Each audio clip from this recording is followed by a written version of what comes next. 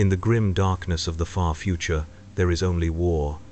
But beneath the clash of bolter fire and the screams of the dying, a more insidious battle rages for the very souls of humanity.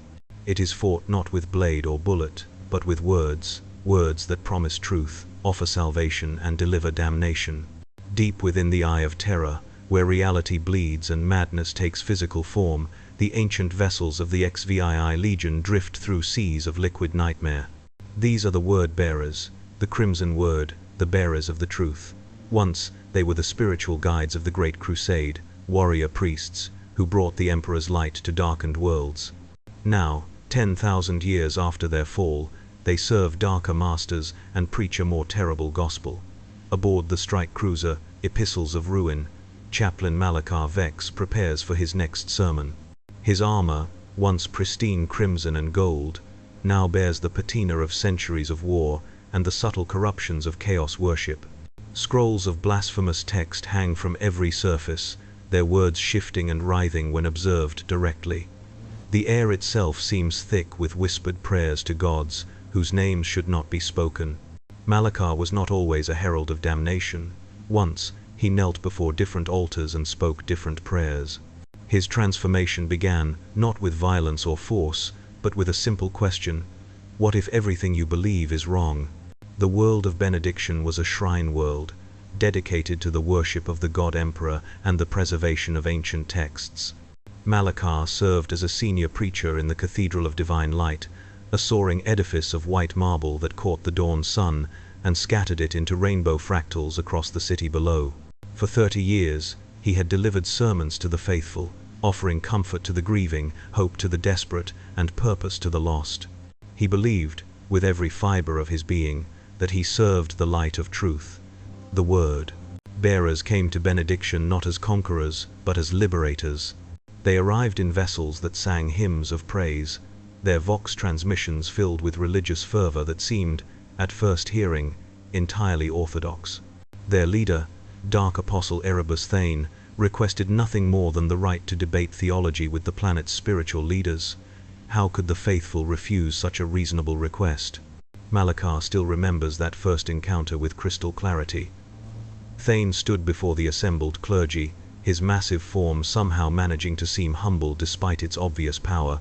When he spoke, his voice carried harmonics that seemed to resonate in the very soul.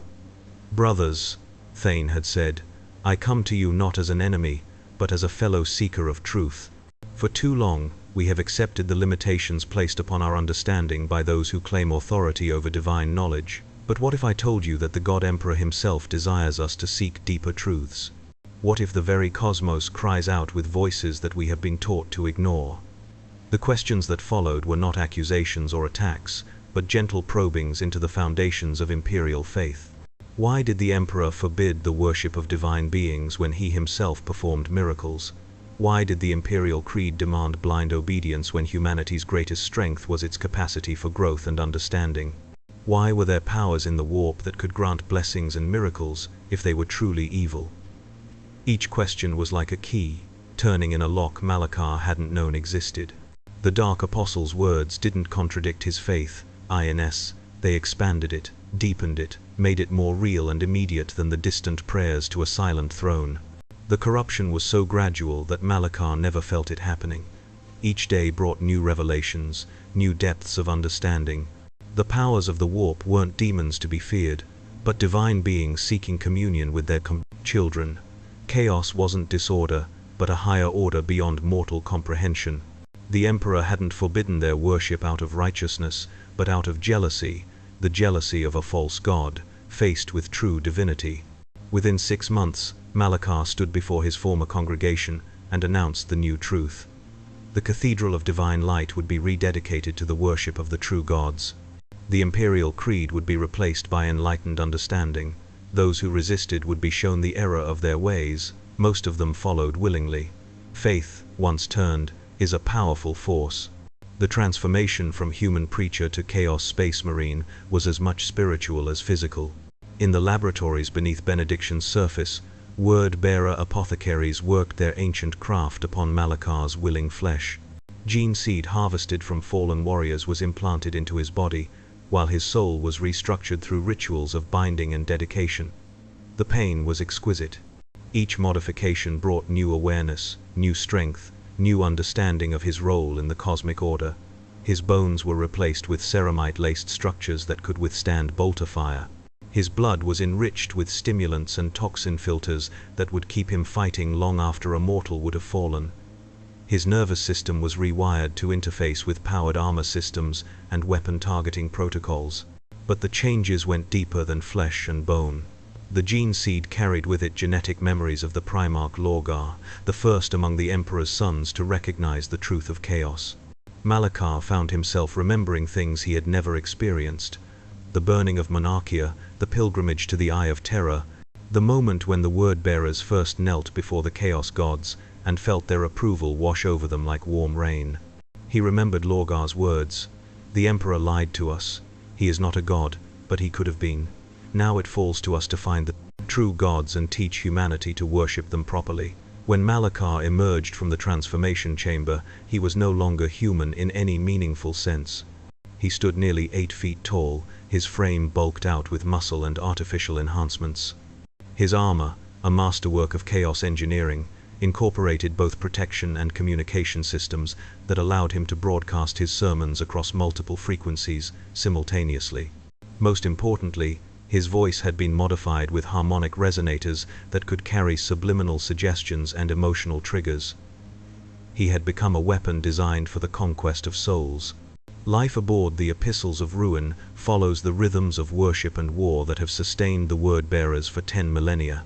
Each day begins with the matinal prayers, a 4-hour ceremony where the ship's complement gathers in the Grand Cathedral to offer praise to the dark gods.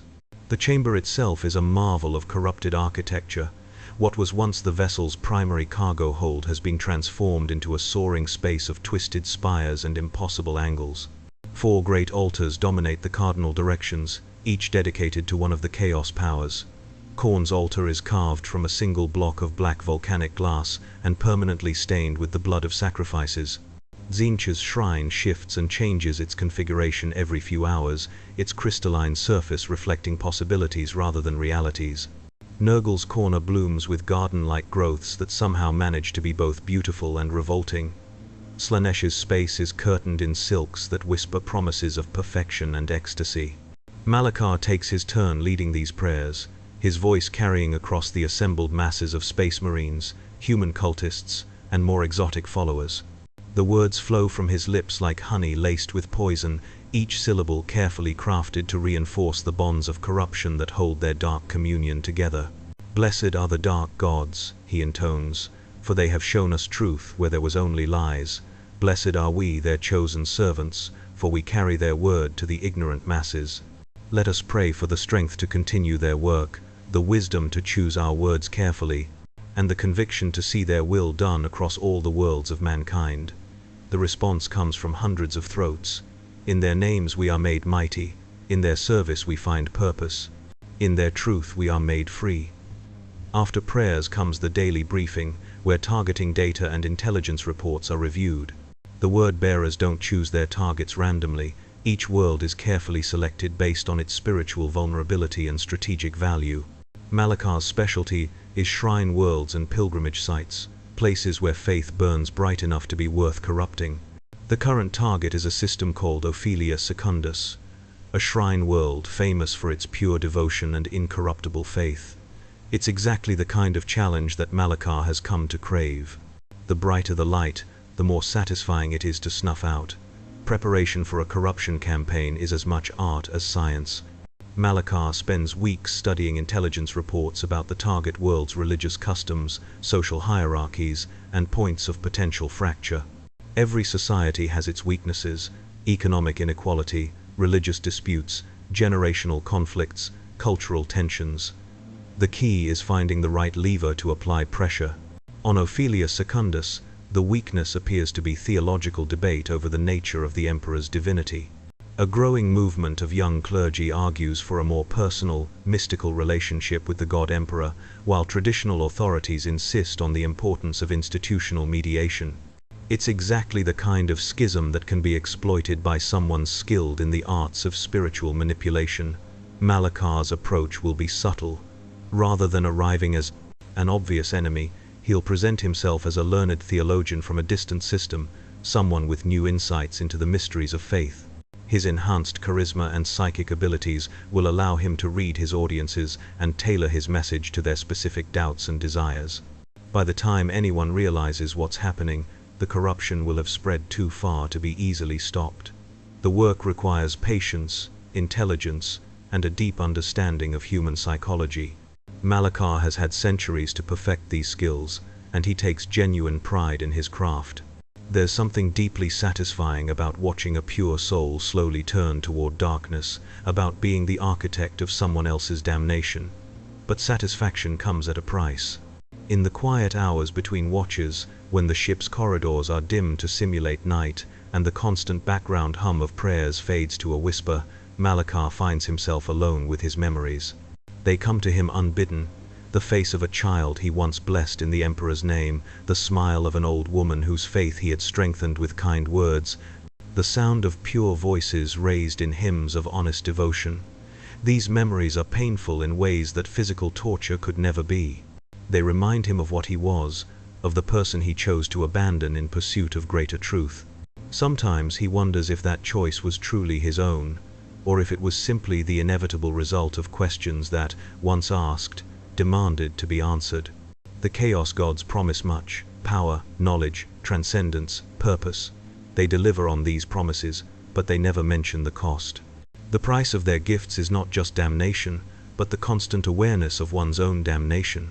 Malakar knows exactly what he has become, what he has lost, and what he continues to lose with each soul he corrupts. The knowledge burns like acid in his enhanced brain. He is a monster, but he is a monster who remembers being human. He is damned, but he is damned with full understanding of what salvation would have meant. Every prayer he offers to the dark gods is also a memorial to the prayers he will never again be able to speak with honesty. The worst part is that he cannot stop. Not because he is compelled by outside forces, but because stopping would mean admitting that everything he has done, every soul he has corrupted, every light he has extinguished, was for nothing. The weight of that admission would be crushing, literally unbearable.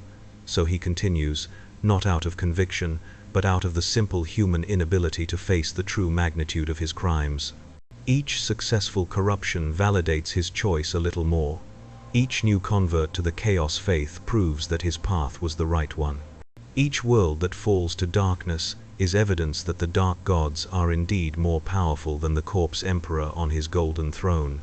The alternative, Iteen sighs, that he has spent centuries spreading lies and damnation for no purpose beyond his own psychological comfort, is too terrible to contemplate.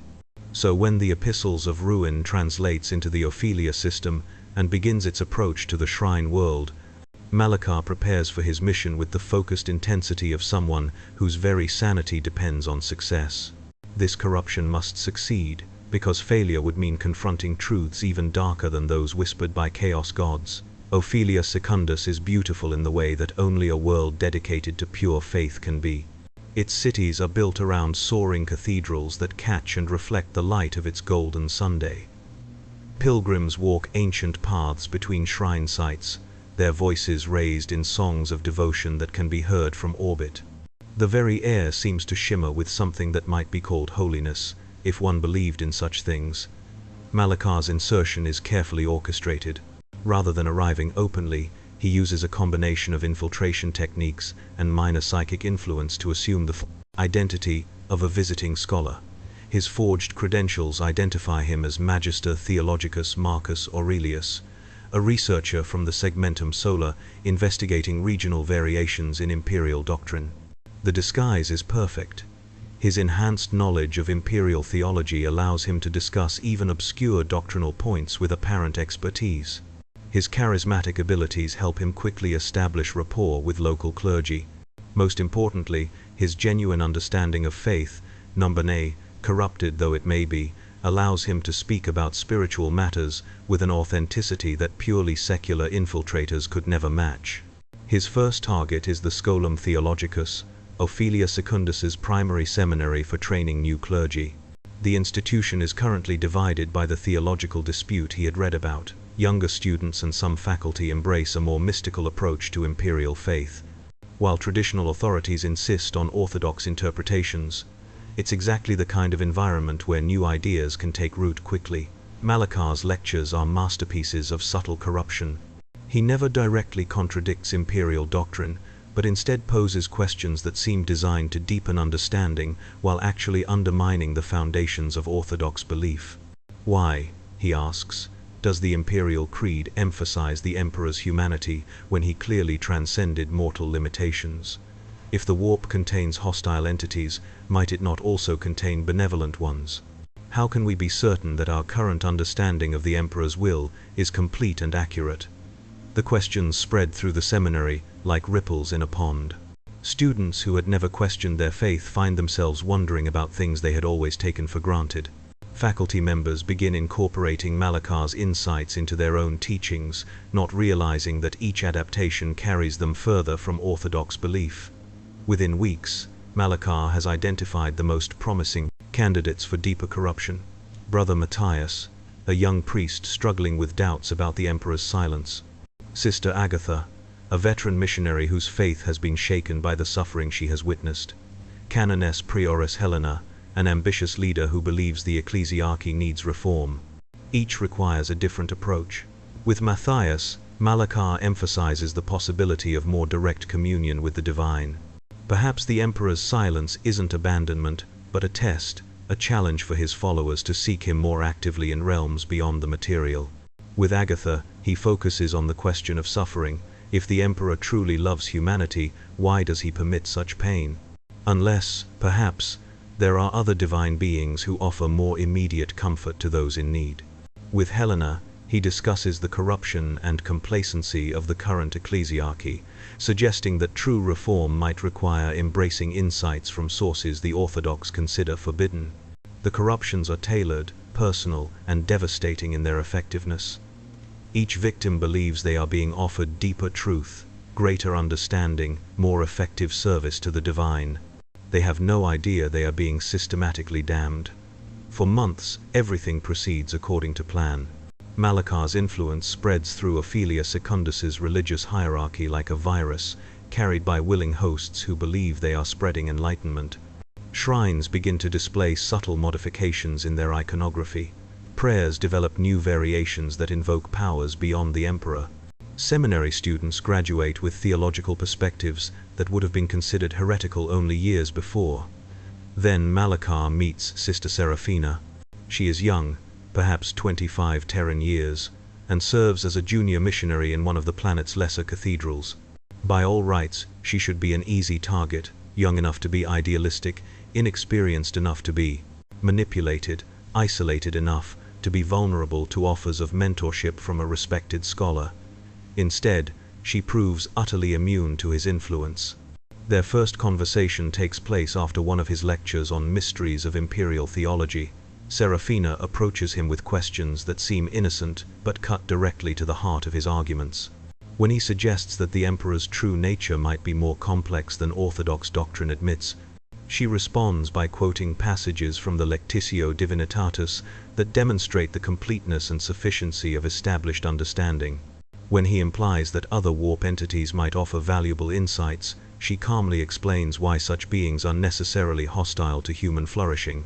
What makes the encounter truly disturbing is not her arguments. Malakar has heard and countered similar points thousands of times. It's her presence. When she speaks about her faith, something in her voice resonates with harmonics that he recognizes, but can no longer reproduce. She speaks about the emperor's love with the kind of certainty that he once possessed, the kind of pure conviction that he has spent centuries learning to counterfeit. In her presence, Malakar feels something he hasn't experienced in centuries: shame. He should walk away. His mission is proceeding successfully, and one uncorrupted missionary poses no real threat to his larger goals, but something about Sister Seraphina compels him to continue trying. Perhaps it's professional pride, infessional corrupting someone so thoroughly protected by genuine faith. Perhaps it's nostalgia, a desire to recapture something of what he once was by destroying its reflection in another. Perhaps it's simple cruelty, no 10, the need to prove that nothing pure can survive contact with his truth. Whatever the motivation, Malachar begins to focus his efforts on Seraphina specifically. He arranges private theological discussions, ostensibly to better understand her perspective. He offers her access to rare texts and ancient commentaries that support his interpretations. He deploys every technique of persuasion and manipulation that centuries of experience have taught him. Nothing works. For every argument he presents, she has a response grounded in authentic understanding rather than mere doctrine. For every doubt he attempts to cede, she demonstrates a confidence that comes from personal experience rather than institutional authority. Most frustratingly, she shows genuine concern for his spiritual welfare, expressing worry that his search for hidden truths might be leading him away from more important realities. The failure is deeply disturbing to Malachar. His abilities have never failed so completely before. More than that, Seraphina's immunity to corruption seems to radiate outward, strengthening the faith of those around her and making them more resistant to his influence. His carefully orchestrated campaign of theological subversion begins to falter as her pure example reminds others of what authentic devotion looks like. Months of work are unraveling. Victims who had seemed thoroughly corrupted begin to experience doubts about their new insights. Students who had embraced his teachings start asking uncomfortable questions about their implications. Worst of all, some of the senior clergy are beginning to investigate Marcus Aurelius more thoroughly, wondering about the source of his unconventional ideas. The breaking point comes during what Malachar intends as his final attempt at Seraphina's corruption. He has arranged a private meeting in the cathedral's archive chamber, ostensibly to show her an ancient manuscript that supports his interpretations. The text is genuine, a corrupted version of imperial doctrine from the early days of the Horus heresy, e.k.c., but he presents it as evidence that even the earliest imperial scholars acknowledged the validity of his theological insights. Seraphina examines the manuscript carefully, her enhanced literacy allowing her to pass its archaic Gothic script. When she looks up at him, her expression is one of profound sadness rather than the intellectual curiosity he had expected. "This text has been altered," she says quietly. "Someone has changed the words to make them say something other than what the original author intended." The corruption is subtle but unmistakable once you know what to look for. The accusation hits Malachar like a physical blow. She's not just identifying the textual corruption, she's seeing through to the spiritual corruption that lies beneath it. In that moment, he realizes that she knows exactly what he is and what he has been trying to do. "I've been praying for you," Seraphina continues, her voice gentle despite the magnitude of what she's revealing. "Ever since our first conversation, I could sense the darkness that clings to you. You're in terrible pain, aren't you? The kind of pain that comes from knowing you've lost something precious and believing it can never be recovered." Her words strip away defenses that Malachar has spent centuries building. For a moment, he sees himself through her eyes, not a mighty servant of the dark gods, not a bearer of cosmic truth, but a broken creature clinging to lies because the alternative is unbearable. The image is more devastating than any physical torture. "You don't understand," he whispers, his enhanced voice carrying harmonics of desperation rather than persuasion. "I've seen the truth, the real truth. The emperor is a lie, a corpse on a throne who demands worship but offers nothing in return. The dark gods are real. They answer prayers, they grant power. They make promises and keep them." Seraphina shakes her head, her expression infinitely compassionate. "The dark gods make promises, yes. But they promise you things you already possess and convince you to trade them for counterfeits. You had the capacity for truth, they gave you clever lies. You had the practice, ability to help others, they taught you to destroy them. You had faith that could move mountains. They replaced it with certainty that moves nothing but your own pride." The words hit home with surgical precision. For the first time in centuries, Malachar confronts the possibility that his entire existence has been built on a foundation of elaborate self-deception. The dark gods haven't elevated him, they've hollowed him out and filled the empty space with borrowed purpose. He hasn't found greater truth, it's learned to mistake sophistication for wisdom and complexity for depth. The realization should be liberating, but instead it's crushing. If Seraphina is right, then everything he has done, every soul he has corrupted, every light he has extinguished, has been not just evil but pointless.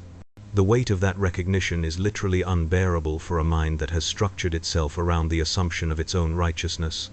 Rather than face the truth, Malakar chooses violence. The transformation happens in seconds. His human disguise melts away as he abandons the psychic fields that maintained it. His true form emerges, 8 feet of corrupted transhuman flesh, wrapped in power armor that hums with barely contained energies. Servo skulls hidden throughout the cathedral respond to his summons, their weapon systems powering up with high-pitched whines. Seraphina doesn't run, she doesn't even seem surprised. Instead, she closes her eyes and begins to pray, not the desperate plea of someone facing death, but the calm, confident prayer of someone who trusts completely in the protection of powers greater than themselves. "Emperor, protect me," she whispers, "not because I am worthy, but because you are merciful. If it is your will that I die here, let my death serve some purpose in your grand design. If it is your will that I live, let me be an instrument of your peace even in this moment of darkness." The prayer hits Malakar like a physical force. Her absolute faith, her complete surrender to divine will, her genuine love for an emperor she has never seen but trusts completely, it all combines to create something that his corrupted senses register as blinding light. For an instant, he sees what she sees, a universe where love is stronger than power, where truth needs no defense because it defends itself, where even the darkest night must eventually yield to dawn. The vision lasts only a moment, but it's enough to drive him into a fury of denial and rage. His bolt pistol clears its holster with inhuman speed. The mass reactive shells tear through Seraphina's flesh like paper, each impact detonating inside her body with devastating force. She dies instantly, her prayer cut short mid-syllable. In the sudden silence that follows, Malakar stares down at her broken form and feels something fundamental shift inside his consciousness. The last vestiges of his humanity, the final remnants of the man who once preached genuine hope to honest believers, crumble away like ash in the wind. He is no longer a fallen servant of light. He has become something far worse, a willing architect of darkness who kills not from necessity or passion, but from the simple inability to tolerate the existence of anything genuinely pure. The death of Sister Seraphina marks the completion of Malakar's transformation, but it also marks the failure of his mission on Ophelia Secundus. Her murder cannot be hidden or explained away, and the investigation that follows quickly uncovers evidence of his true nature and activities. Within days, his entire corruption network is exposed and purged with the brutal efficiency that the Imperium reserves for threats to the soul. Malakar escapes the planet, but he leaves behind more than a failed mission. In killing Seraphina, he has finally acknowledged what he truly is, not a seeker of truth, but a murderer of it. Not a liberator of minds, but a destroyer of souls. Not a servant of cosmic powers, but a slave to his own inability to admit error.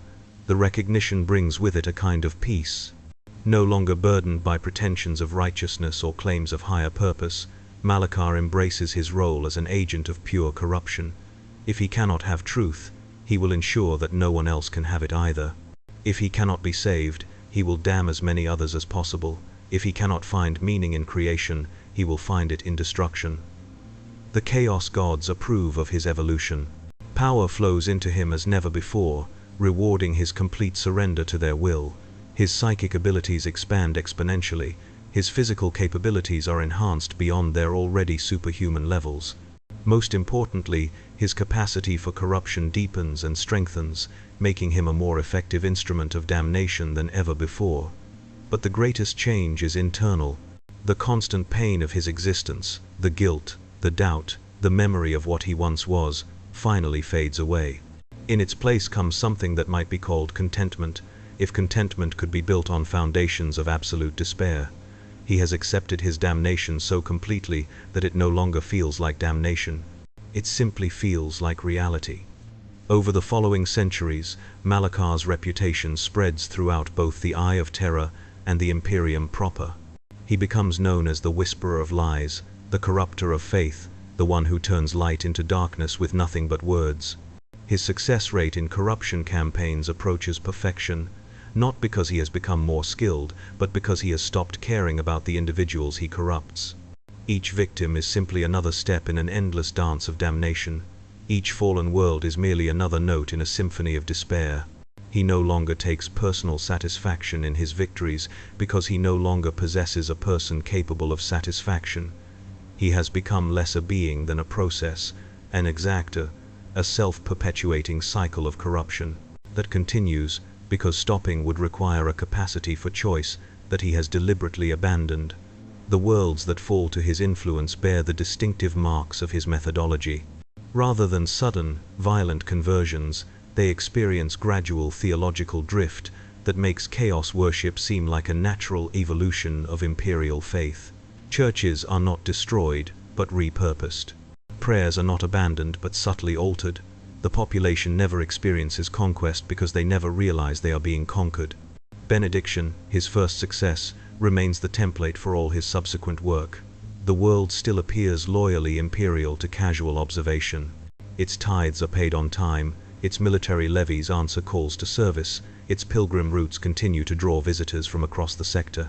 Only the most careful investigation would reveal that the prayers offered in its cathedrals now invoke powers that would make a daemon prince smile, or that the children raised in its schools learn catechisms that prepare their souls for corruption before they are old enough to understand what they are accepting.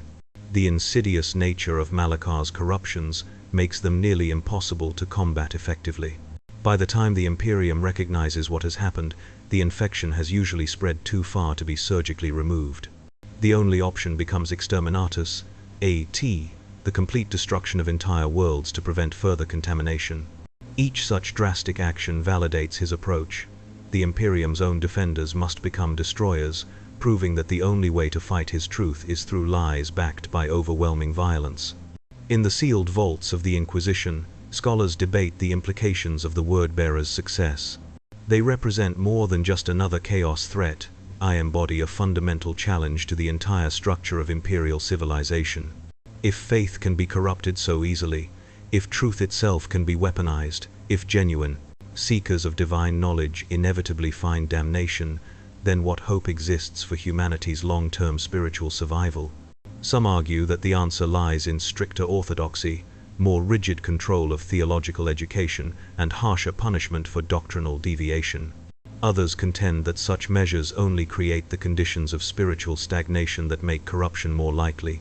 A few radical thinkers suggest that the real problem lies in the imperial truth itself, that any system of belief rigid enough to resist corruption is also rigid enough to resist growth, making it ultimately vulnerable to more adaptive alternatives. The debate reveals the deeper horror of what beings like Malakar represent. They are not external threats that can be defeated through military action, but manifestations of internal contradictions within the human condition itself. The same capacity for faith that enables humans to achieve transcendence also makes them vulnerable to deception. The same ability to question and grow that drives progress also opens pathways to corruption. The same longing for meaning and purpose that motivates heroism also creates opportunities for manipulation. In the end, perhaps the most disturbing aspect of the word-bearers is not what they do, but what they reveal about the nature of truth itself, in a universe where gods are real but evil, where knowledge exists but damns, where the greatest wisdom might be the recognition that some questions should never be asked, and some answers should never be sought. Standing on the command deck of the Epistles of Ruin as it approaches its next target, Malakar contemplates these questions with the detached interest of someone who has moved beyond caring about their implications. The world below is called Serenity Prime, a paradise planet whose population has achieved an almost perfect balance of technological advancement and spiritual devotion.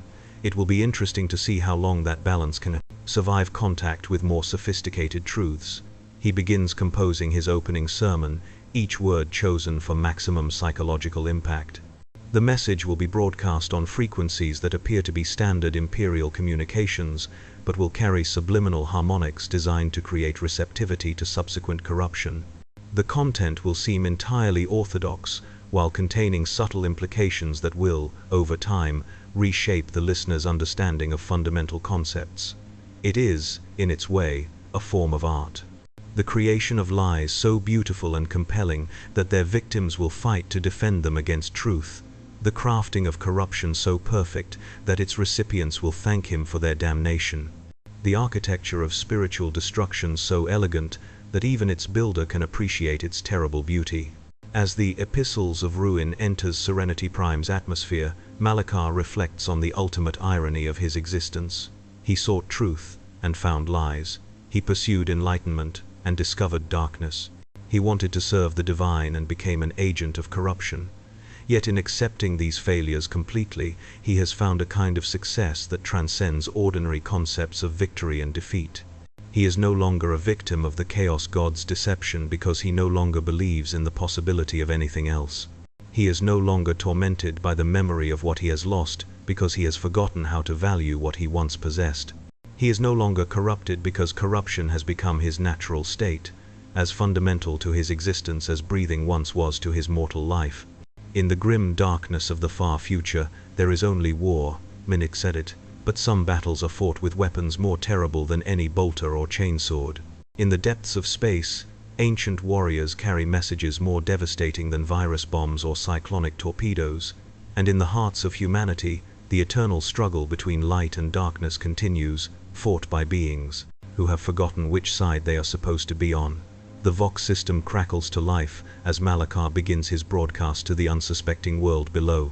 His voice carries across the airwaves like honey laced with poison, each word a small act of violence against the souls of those who hear it. He speaks of truth and enlightenment, of divine purpose and cosmic meaning, of the great destiny that awaits those brave enough to seek knowledge wherever it might lead. And in the cathedrals of Serenity Prime, faithful servants of the Emperor pause in their prayers, drawn by the beautiful voice that promises to answer questions they never knew they had. The corruption begins with a single word, a single doubt, a single moment of curiosity about truths that lie beyond the boundaries of orthodox belief. It always begins the same way, it always ends the same way. And in the space between beginning and end, souls are lost, and lights are extinguished, and the darkness grows a little deeper.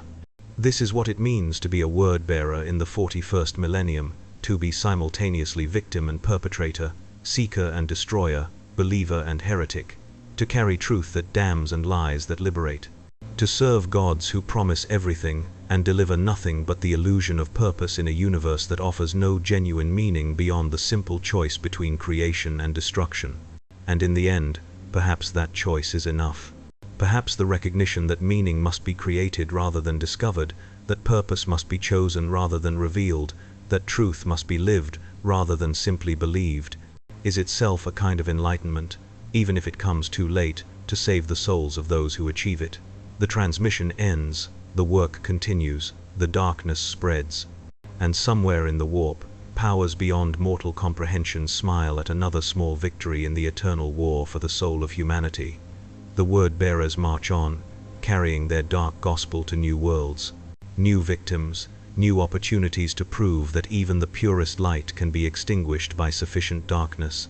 But they also prove something else, something that their victims and their masters prefer not to acknowledge, that the capacity for corruption exists only because the capacity for genuine transcendence exists as well. That lies have power only because truth has greater power. That darkness can triumph only in places where light once shone. In the grim darkness of the far future, there is only war. But even in the deepest darkness, even in the most complete corruption, even in the most perfect damnation, the memory of light persists. And perhaps, in the end, that memory is enough to kindle hope in places where hope should be impossible. The Epistles of Ruin disappears into the warp, carrying its cargo of corruption to distant worlds. Behind it, Serenity Prime begins its long, slow fall from grace.